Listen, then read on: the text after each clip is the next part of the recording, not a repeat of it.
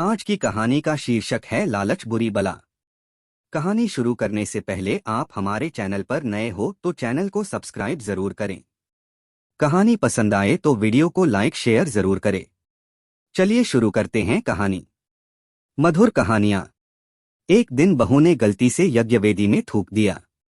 सफाई कर रही थी, मुंह में सुपारी थी, पीक आया तो वेदी में थूक दिया, पर उसे आश्चर्य हुआ कि उसका थूक स्वर्ण में बदल गया है। अब तो वह प्रतिदिन जानबूझकर वेदी में थूकने लगी और उसके पास धीरे धीरे स्वर्ण बढ़ने लगा। महिलाओं में बात तेजी से फैलती है, इसलिए कई और महिलाएं भी अपने अपने घर में बनी यज्ञवेदी में थूक थूक कर सोना उत्पादन करने लगी। धीरे धीरे पूरे गांव में यह सामान्य चलन हो गया, सिवाय एक महिला के। उस महिला को भी अनेक दूसरी महिलाओं ने उकसाया, समझाया, अरे तू क्यों नहीं थूकती?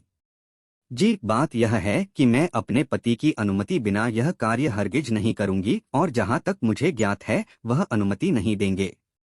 किंतु ग्रामीण महिलाओं ने ऐसा वातावरण बनाया कि आखिर उसने एक रात डरते डरते अपने पति को पूछ ही लिया, खबरदार जो ऐसा किया तो यज्ञवेदी क्या थूकने की चीज है। पति की गरजदार चेतावनी के आगे बेबस वह महिला चुप हो गई, पर जैसा वातावरण था और जो चर्चाएं होती थी उनसे वह साध्वी स्त्री बहुत व्यथित रहने लगी। खासकर उसके सूने गले को लक्ष्य कर अन्य स्त्रियां अपने नए नए कंठार दिखाती तो वह अंतर्द्वंद में घुलने लगी। पति के सिद्धांत और स्त्रियों के उलाहने उसे धर्म संकट में डाल देते। यह शायद मेरा दुर्भाग्य है, अथवा कोई पूर्वजन्म का पाप, कि एक सती स्त्री होते हुए भी मुझे एक रत्ती सोने के लिए भी तरसना पड़ रहा है। शायद यह मेरे पति का कोई गलत निर्णय है। ओह, इस धर्माचरण ने मुझे दिया ही क्या है? जिस नियम के पालन से दिल कष्ट पाता रहे उसका पालन क्यों करूं? और हुआ यह कि वह बीमार रहने लगी। पतिदेव इस रोग को समझ गए और उन्होंने एक दिन ब्रह्मा मुहूर्त में ही सपरिवार ग्राम त्यागने का निश्चय किया।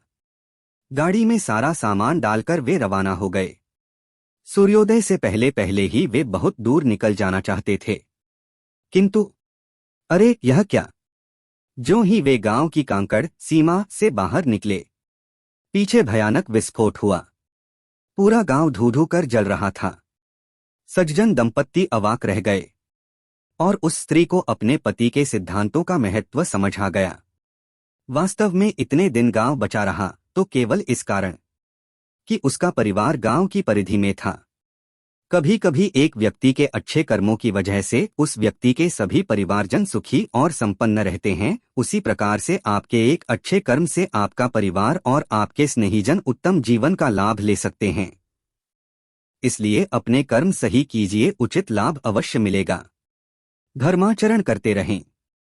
कुछ पाने के लालच में इंसान बहुत कुछ खो बैठता है, इसलिए लालच से बचें।